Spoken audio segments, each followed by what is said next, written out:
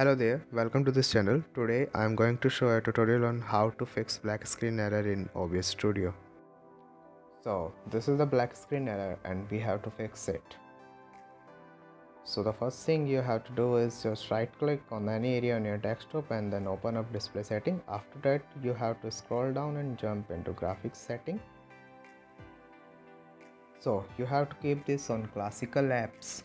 Then you have to locate your OBS Studio application, then click on C drive and then program files, then find OBS Studio folder and then click on bin, then 64-bit, and there is a original application OBS Studio. Go ahead and open it.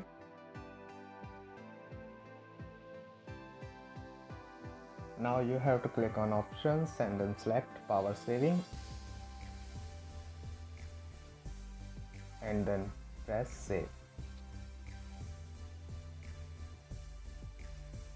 After this, go ahead and close OBS Studio. Now next time you open OBS, everything should be working.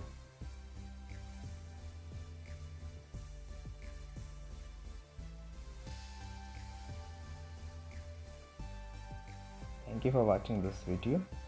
Have a nice day.